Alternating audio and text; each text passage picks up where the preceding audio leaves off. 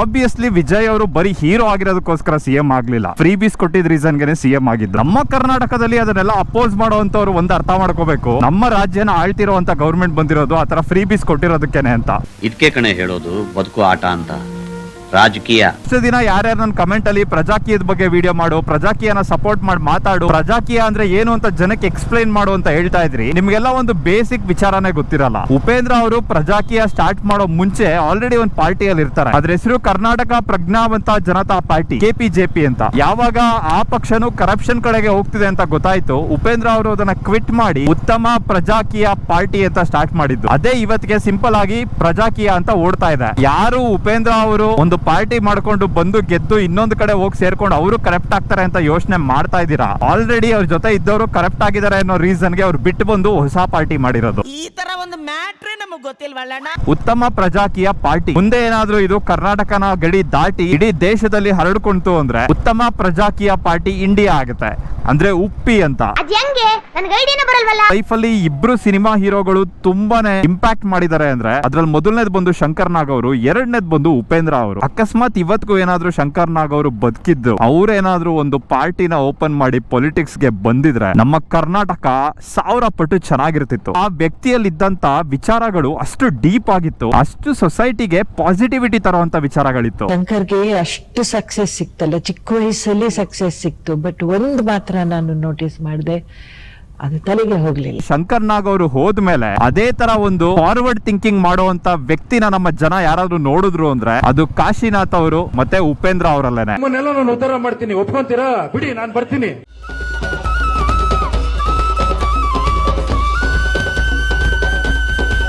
ರಾಜಕೀಯನ ರಾಜರುಗಳು ನಡೆಸ್ತಾರೆ, ಅಂದ್ರೆ ಒಬ್ಬ ನಾಯಕ ನಡೆಸ್ತಾನೆ. ಪ್ರಜಾಕೀಯನ ಪ್ರಜೆಗಳು ನಡೆಸಿ, ಅಂದ್ರೆ ನೀವುಗಳು ನಡೆಸಿ ಅಂತ. ಇದರಲ್ಲಿ ಡಿಬೇಟ್ ಮಾಡುವಂತ ವಿಚಾರ ಸುಮಾರಿದೆ. ರಾಜಕೀಯ ಮಾಡೋದ್ ಬೇಡ, ಪ್ರಜಾಕೀಯ ಮಾಡೋಣ, ಪ್ರಜೆಗಳೇ ನಡೆಸ್ಲಿ ಅಂತ. ಇನ್ನೊಂದು ವೇ ಅಲ್ಲಿ ನೋಡಿದ್ರೆ ಒಬ್ಬ ರಾಜಕಾರಣಿ ಎಲೆಕ್ಟ್ ಆಗಿ ಗೆಲ್ಲಬೇಕು ಅಂದ್ರೆ ಅದು ಪ್ರಜೆಗಳಿಂದಾನೇ ಆಗ್ತಾ ಇರೋದು. ನಮ್ಮ ದೇಶದಲ್ಲಿ ಇದು ತನಕ ಜವಾಬ್ದಾರಿ ತಗೊಳ್ಳೋದು ಅಂತ ಬಂದ್ರೆ ಅಥವಾ ಒಂದು ಗುಂಪನ್ನ ನಡೆಸಬೇಕು ಅಂತ ಬಂದ್ರೆ ಎಲ್ರು ಫಾಲೋ ಮಾಡ್ಕೊಂಡ್ ಬಂದಿರೋದು ಒಂದೇ ಸಿಸ್ಟಮ್ ನ. ಒಬ್ಬ ನಾಯಕ ಇರಬೇಕು, ಒಬ್ಬ ಕ್ಯಾಪ್ಟನ್ ಇರಬೇಕು, ಒಬ್ಬ ರೂಲರ್ ಇರಬೇಕು, ಒಬ್ಬ ಕಿಂಗ್ ಇರಬೇಕು ಅಂತ. 100 ವರ್ಷಗಳಿಂದ ಬಂದಿರುವಂತ ಈ ಸಿಸ್ಟಮ್ ನ ತೆಗೆದು ನಿನಗೆ ಯಾರು ಕಿಂಗೇ ಬೇಡ ಗುರು, ನಿನಗ್ ನೀನೇ ಕಿಂಗ್ ಆಗು, ನಿನಗ್ ನೀನೇ ಹೀರೋ ಆಗು, ನೀನೇ ರಾಜ್ಯ ನಡೆಸು ಅಂತ ಹೇಳೋದು ಅಷ್ಟು ಸುಲಭನೂ ಅಲ್ಲ. ಆತರ ನಡೆಸಬೇಕು ಅಂದ್ರೆ ಪ್ರತಿಯೊಬ್ಬನಲ್ಲೂ ಕಿಂಗ್ ಆಗುವಂತ ಕ್ವಾಲಿಟಿ ಇರಬೇಕು. ಇಲ್ಲ, ಇಲ್ಲ, ನೋ ವೇ. ನಮ್ಮ ದೇಶದಲ್ಲಿರುವಂತ ಒಂದು ಬಿಗ್ಗೆಸ್ಟ್ ಕಂಪ್ಲೇಂಟ್ ಏನು ಅಂದ್ರೆ ಜನಕ್ಕೆ ಸಿವಿಕ್ ಸೆನ್ಸ್ ಇಲ್ಲ ಅಂತ. ಎಲ್ಲಂದ್ರಲ್ಲಿ ಕಸ ಬಿಸಾಕ್ತಾರೆ, ಹೇಳೋದ್ ಅರ್ಥ ಆಗೋದಿಲ್ಲ, ಬೇಸಿಕ್ ರೂಲ್ಸ್ ಫಾಲೋ ಮಾಡೋದಿಲ್ಲ ಅಂತ. ಜನಕ್ಕೆ ಉಪಯೋಗ ಆಗ್ತಿದೆ ಅಂದಾಗ ಅವರು ರೂಲ್ಸ್ ನ ಫಾಲೋ ಮಾಡೋದಿಲ್ಲ, ಜನಕ್ಕೆ ನಷ್ಟ ಆಗ್ತಿದೆ ಅಂದಾಗ ಮಾತ್ರ ಅವರು ರೂಲ್ಸ್ ನ ಫಾಲೋ ಮಾಡೋದು. ಹೆಲ್ಮೆಟ್ ಹಾಕಿದ್ರೆ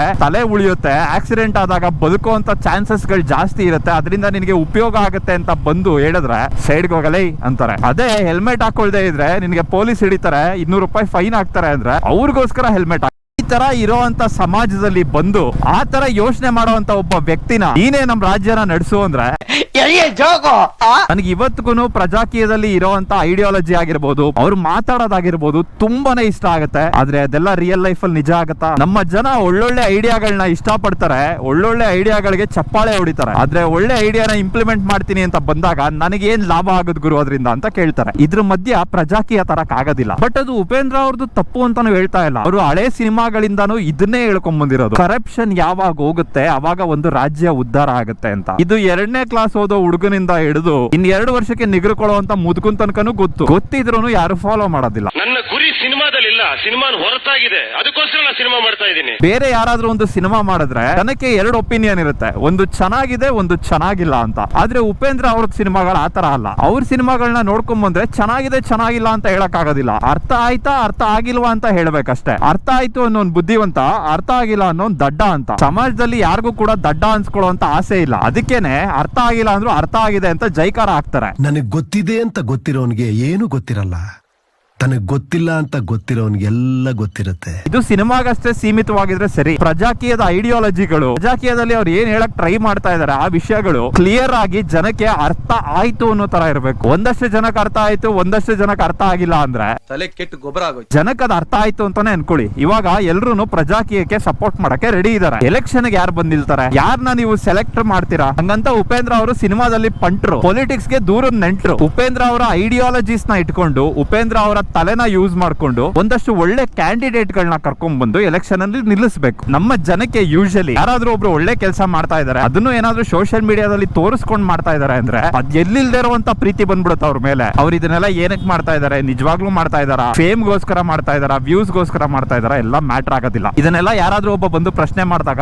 ಜನನೇ ವಾಪಸ್ ಅವನಿಗೆ ಬೈಯಕ್ ಶುರು ಮಾಡ್ತಾರೆ. ತಾಕತ್ತಿದ್ರೆ ನೀನ್ ಮಾಡೋನಿಗೆ ಪ್ರಶ್ನೆ ಮಾಡ್ತಾ ಇದೀಯಾ ಅಂತ. ಆಯ್ತಪ್ಪ, ನೀನು ತುಂಬಾ ಒಳ್ಳೆಯವನನ್ನೇ ಹುಡುಕಿ ಕರ್ಕೊಂಡ್ ಬಂದು ಎಲೆಕ್ಷನ್ ನಿಲ್ಲಿಸ್ತೀಯಾ ಅಂತ ಅನ್ಕೋ. ಯಾರೋ ಒಬ್ಬ ಡಾಕ್ಟರ್ ಜನಕ್ಕೆ ಫ್ರೀಯಾಗಿ ಚೆಕ್ಅಪ್ ಮಾಡ್ತಾ ಇರ್ತಾನೆ, ಯಾರೋ ಒಬ್ಬ ಪೊಲೀಸು ಲಂಚನ ಇಸ್ಕೊಳ್ದೆ ಕೆಲಸ ಮಾಡ್ತಾ ಇರ್ತಾನೆ, ಯಾರೋ ಒಬ್ಬ ಹೋಟ್ಲು ನಡೆಸೋನು ಬರೀ 10 ರೂಪಾಯಿಗೆ ಜನಕ್ಕೆ ಊಟ ಕೊಡ್ತಾ ಇರ್ತಾನೆ, ಯಾರೋ ಒಬ್ಬ ಬೇಸಿಗೆ ಕಾಲದಲ್ಲಿ ಜನರಿಗೆ ಜ್ಯೂಸ್ ಕೊಡ್ತಾನೆ, ಪಕ್ಷಿಗಳಿಗೆ ನೀರ್ ಇಡ್ತಾನೆ. ಇವ್ರನ್ನೆಲ್ಲ ಕರ್ಕೊಂಡ್ ಬಂದು ನೀವು ಎಲೆಕ್ಷನ್ ಅಲ್ಲಿ ನಿಲ್ಸಿದ್ರೆ ಅಕಸ್ಮಾತ್ ಅವ್ರು ಗೆದ್ರೆ ಅವ್ರಿಗೆ ರಾಜ್ಯ ನಡ್ಸಕ್ ಆಗತ್ತಾ? ಕಷ್ಟ ಕಣಪ್ಪ. ಇಂಗ್ಲಿಷ್ ಅಲ್ಲಿ ಒಂದು ಮಾತಿದೆ, honest men seldom make history ಅಂತ. ನೀವು ತುಂಬಾ ಆನೆಸ್ಟ್ ಆಗಿದ್ದು ನಾನು ಸಮಾಜನ ಉದ್ಧಾರ ಮಾಡ್ತೀನಿ ಅಂತ ಹೋದ್ರೆ ನಿಮ್ ಸುತ್ತಮುತ್ತ ಇರೋರೇನೆ ನಿಮ್ಗೆ ಬೆಳೆಯಕ್ ಬಿಡೋದಿಲ್ಲ. ಇವನ್ ಹೆಂಗೆ ಒಳ್ಳೆಯವನ್ ಆಗ್ಬಿಟ್ಟ, ಇವನ್ ಹೆಂಗೆ ಹೀರೋ ಆಗ್ತಾ ಇದ್ದಾನೆ, ನಾನು ಇವನ್ ಮಾಡೋ ಕೆಲಸನೇ ಮಾಡ್ತಾ ಇದ್ದೀನಿ, ನಾನು ಇವನ್ ಪಕ್ಕನೆ ನಿಂತ, ನನ್ಗೇನಕ್ಕೆ ಅದೇ ತರ ಜೈಕಾರ ಸಿಗ್ತಾ ಇಲ್ಲ, ನನ್ಗೇನಕ್ಕೆ ಅದೇ ತರ ಜನ ಸಪೋರ್ಟ್ ಮಾಡ್ತಾ ಇಲ್ಲ ಅಂತ ಅಕ್ಕಪಕ್ಕದಲ್ಲಿರೋರೇನೆ ನಿನ್ ಬಗ್ಗೆ ಅಪಪ್ರಚಾರ ಮಾಡಕ್ ಶುರು ಮಾಡ್ತಾರೆ. ನಿನ್ನಂತ ನನ್ನ ಮಕ್ಕಳಿಗೆ ಚಪ್ಪರ್ ನನ್ನ ಮಕ್ಕಳಿಗೆ ಉಗ್ದಿನ ಎಲ್ಲೋ ಒಂದ್ ಕಡೆ ನೋಡಿದ್ರೆ ನಮ್ಮ ರಾಜ್ಯದಲ್ಲಿ ಸುಮಾರು ಜನ ಬುದ್ಧಿವಂತರು ಇದಾರೆ. ಉಪೇಂದ್ರ ಅವ್ರ ಐಡಿಯಾಲಜಿನ ಅವ್ರು ಯಾರು ಕ್ವೆಶನ್ ಮಾಡ್ತಾ ಇಲ್ಲ, ಆದ್ರೆ ಉಪೇಂದ್ರ ಅವ್ರ ಕೆಲಸನ ಕ್ವೆಶನ್ ಮಾಡ್ತಾ ಇದಾರೆ. ಮನೆಯಲ್ಲೇ ಕುತ್ಕೊಂಡು ವೋಟ್ ಹಾಕ್ಬಹುದು, ಮೊಬೈಲ್ ಅಲ್ಲೇ ಎಲ್ಲಾ ಡೇಟಾ ಸಿಗುತ್ತೆ, ಯೂತ್ ಗಳು ನೀವೆಲ್ಲ ಏನಕ್ಕೆ ಅದನ್ನ ಯೂಸ್ ಮಾಡ್ಕೋಬಾರ್ದು ಅಂತ. ಟೆಕ್ನಾಲಜಿ ಅನ್ನೋದು ಇರೋ ಕೆಲಸನ ಈಸಿ ಮಾಡೋದಕ್ಕೆ ಉಪಯೋಗಿಸ್ಕೋಬೇಕೆ ಹೊರತು ಇರೋ ಕೆಲಸನ ರೀಪ್ಲೇಸ್ ಮಾಡೋದಕ್ಕೆ ಉಪಯೋಗಿಸ್ಕೋಬಾರ್ದು. ವೋಟಿಂಗ್ ಮಷೀನ್ ಅಲ್ಲೇ ಸ್ಕ್ಯಾಮ್ ಮಾಡುವಂತ ಜನ ಮೊಬೈಲ್ ಅಲ್ಲಿ ಮಾಡುವಂತ ವೋಟಿಂಗ್ ನ ಸ್ಕ್ಯಾಮ್ ಮಾಡಕ್ ಆಗಲ್ವಾ? ನನ್ನ ಮಕ್ಕಳ ಟೆಕ್ನಾಲಜಿನ ಪಾಸಿಟಿವ್ ಆಗಿ ಯೂಸ್ ಮಾಡ್ರಿ, ನೆಗೆಟಿವ್ ಆಗಿ ಯೂಸ್ ಮಾಡ್ಬೇಡ್ರಿ. ವೋಟ್ ನ ಬೂತ್ ಗಾದ್ರೂ ಬಂದ್ ಹಾಕ್ಲಿ, ಮನೇಲಿರೋ ಬಾತ್ರೂಮ್ ಅಲ್ಲಾದ್ರೂ ಕುತ್ಕೊಂಡು ಹಾಕ್ಲಿ, ಯಾರೋ ಒಬ್ಬ ವೋಟ್ ಹಾಕ್ಬೇಕು ಅಂದ್ರೆ ಅವ್ನ್ ದುಡ್ಡು ಇಸ್ಕೊಂಡೇ ಇಸ್ಕೋತಾನೆ.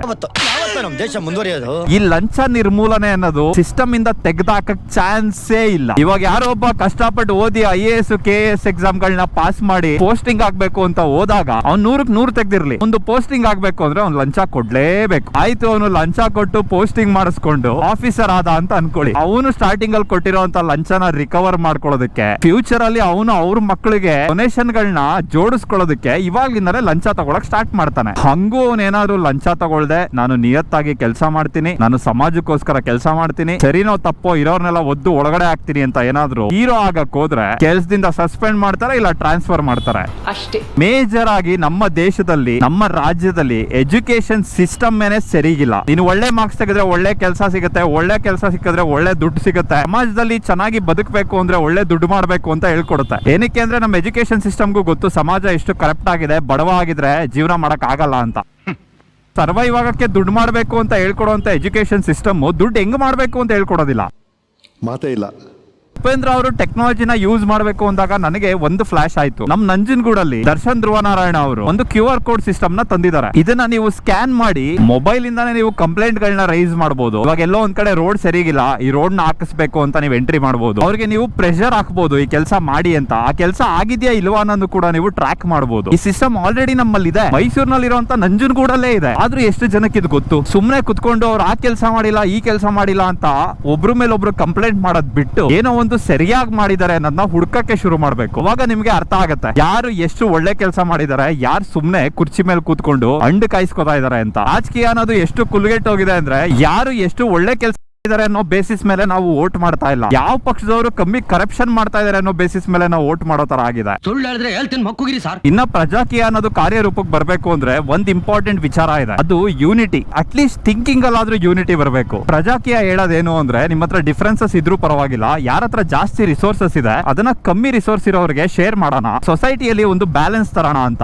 ಈ 21ನೇ ಶತಮಾನದಲ್ಲಿ ಯಾರೋ ಆದಿಮಾನವ ಕತೆ ಹೇಳ್ತಾ ಇದೀರಲ್ರಿ. ಸೈಕಾಲಜಿಯಲ್ಲಿ ಒಂದು ಕಾನ್ಸೆಪ್ಟ್ ಇದೆ, ರೆಡ್ ಬಟನ್ ಬ್ಲೂ ಬಟನ್ ಅಂತ. 100 ಜನ ಇರ್ತಾರೆ, ಆ 100 ಜನಕ್ಕೂ 2 ಆಪ್ಷನ್ ಕೊಟ್ಟಿರ್ತಾರೆ, ಒಂದು ರೆಡ್ ಬಟನ್ ಒತ್ತಬೇಕು, ಇಲ್ಲ ಬ್ಲೂ ಬಟನ್ ಒತ್ತಬೇಕು. 100ರಲ್ಲಿ 80 ಜನ ರೆಡ್ ಬಟನ್ ಒತ್ತಿ ಅದು ಮೆಜಾರಿಟಿ ಆದ್ರೆ ಬ್ಲೂ ಬಟನ್ ಒತ್ತದವರು ಸಾಯ್ತಾರೆ. ಅದೇ ಮೆಜಾರಿಟಿ 80 ಜನ ಬ್ಲೂ ಬಟನ್ ಒತ್ತಿದ್ರೆ ಯಾರು ಸಾಯೋದಿಲ್ಲ. ಮೇಲ್ಗಡೆ ನಾನು ಬ್ಲೂ ಒತ್ತುತ್ತೀನಿ ಅಂತ ನೀವು ಹೇಳ್ಬೋದು, ಏನಕ್ಕೆ ಅಂದ್ರೆ ಆಬ್ವಿಯಸ್ಲಿ ಬ್ಲೂ ಬಟನ್ ಒತ್ತಿದ್ರೆ ಮೆಜಾರಿಟಿಯಲ್ಲಿ ಯಾರು ಸಾಯೋದಿಲ್ವಲ್ಲ ಅಂತ. ಬ್ಲೂ ಬಟನ್ ಒತ್ತೋದ್ರಿಂದ ಒಂದು ರಿಸ್ಕ್ ಇದೆ, ಅಕಸ್ಮಾತ್ ಏನಾದ್ರೂ ರೆಡ್ ಮೆಜಾರಿಟಿ ಬಂದ್ರೆ ನೀವೆಲ್ಲ ಸತ್ತೋಗ್ಬಿಡ್ತೀರಾ. ಆದ್ರೆ ರೆಡ್ ಬಟನ್ ಒತ್ತೋದ್ರಲ್ಲಿ ರಿಸ್ಕೇ ಇಲ್ಲ, ಮೈನಾರಿಟಿ ಬಂದ್ರು ನೀವು ಸಾಯೋದಿಲ್ಲ, ಮೆಜಾರಿಟಿ ಬಂದ್ರು ನೀವು ಸಾಯೋದಿಲ್ಲ. ಬೇರೆಯವ್ರಿಗೋಸ್ಕರ ನೀವು ಯೋಚನೆ ಯೋಚನೆ ಮಾಡಿ ಬ್ಲೂ ಬಟನ್ ಒತ್ತುತ್ತೀರಾ, ಇಲ್ಲ ನಿಮಗೋಸ್ಕರ ನೀವು ಯೋಚನೆ ಮಾಡಿ ರೆಡ್ ಬಟನ್ ಒತ್ತು ರಿಸ್ಕ್ ಫ್ರೀ ಆಗಿ ಬದುಕ್ತೀರಾ? ರೆಡ್ ಬಟನ್ ಒತ್ತೋದು ರಾಜಕೀಯ, ಬ್ಲೂ ಬಟನ್ ಒತ್ತೋದು ಪ್ರಜಾಕೀಯ. ಯೋಚನೆ ಮಾಡೇ ಹೇಳೋದು, ಯೋಚನೆ ಮಾಡಬೇಡ, ತುಂಬಾ ಯೋಚನೆ ಮಾಡೇ ಹೇಳೋದು, ಯೋಚನೆ ಮಾಡಬೇಡ. ರಾಯಲ್ ಎನ್ಫೀಲ್ಡ್ ಗೆ ಬೈಕೊಂಡೆ ನಾನು ರಾಯಲ್ ಎನ್ಫೀಲ್ಡ್ ಗಾಡಿ ತಗೊಂಡೆ. ಸರ್ಕಾರನು ಹಿಂಗೆ ಅಲ್ವಾ ಗುರು ವರ್ಕ್ ಆಗೋದು? ಅರ್ಥ ಆಯ್ತು ಅನ್ಸುತ್ತೆ. ಈ ವಿಡಿಯೋನ ಎಡಿಟ್ ಮಾಡ್ಬೇಕಾದ್ರೆ ನನ್ಗೊಂದು ಮೇಲ್ ಬಂತು. ನಾನು ಹಾಕಿದ್ದಿದ್ದು ಲಾಸ್ಟ್ ವಿಡಿಯೋ